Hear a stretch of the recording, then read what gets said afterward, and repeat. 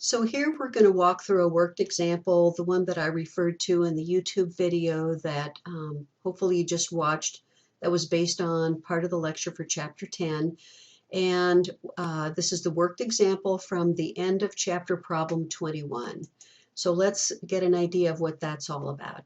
So the problem is when people learn a new task, their performance usually improves when they're tested the next day, but only if they get at least 6 hours of sleep, according to the researchers listed there.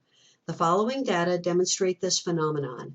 The participants learned the visual discrimination task on one day and then were tested on the task the following day. Half of the participants were allowed to have at least 6 hours of sleep, and the other half were kept awake all night. Is there a significant difference between the two conditions? We're going to use a two-tailed test, ultimately with an alpha of 0.05. So here's the data.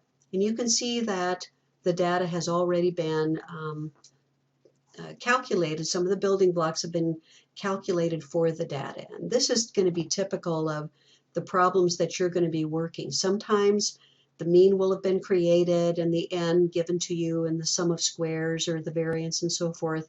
Other times, like is seen in the problem below, problem number 22, they're going to be cooking from scratch is the way I like to put it, where you would be calculating all the building blocks by yourself that you would then put in the formula.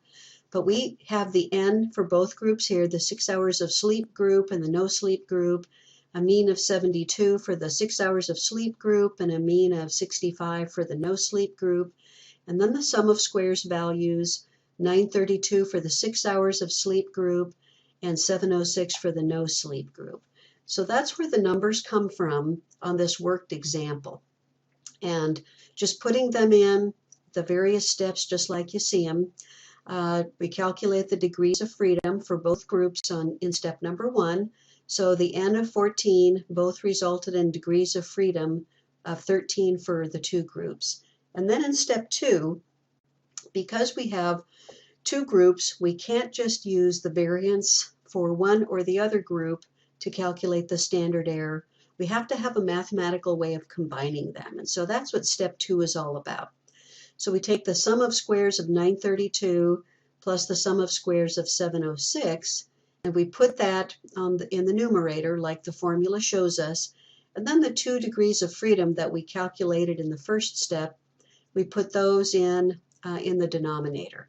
And then 932 plus 706 gives us 1638. 13 plus 13 gives us 26, which then results in 1638 divided by 26 gives us that pooled variance of 63.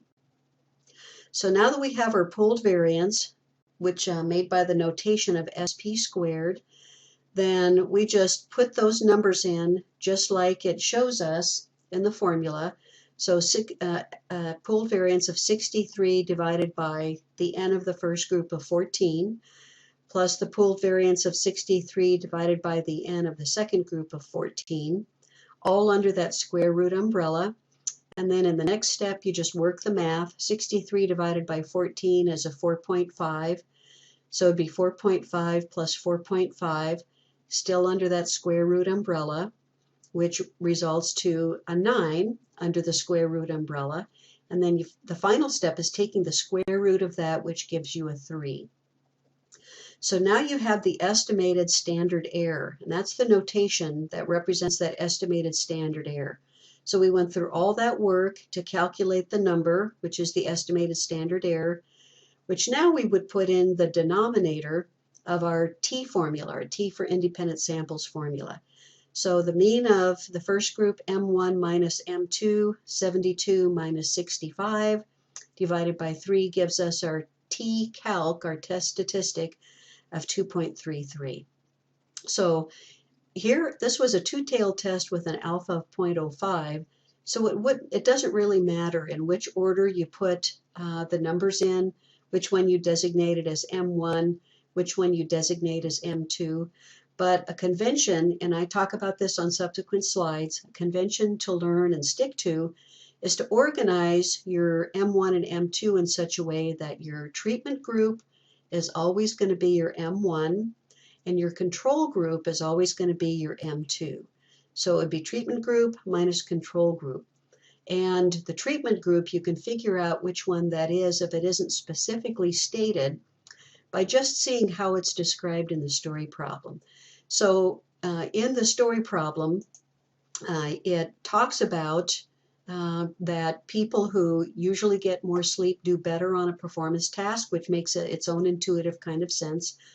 But that is the treatment group. They're trying to determine if the treatment of sleep is meaningful with respect to some type of performance task. And the control group are the people who have no sleep. And so that's why the M1 was 72, our treatment group, the people who had the sleep, and the M2 was the control group, the people who had no sleep. And then their average scores were compared to each other, and that gave us the test statistic that we have.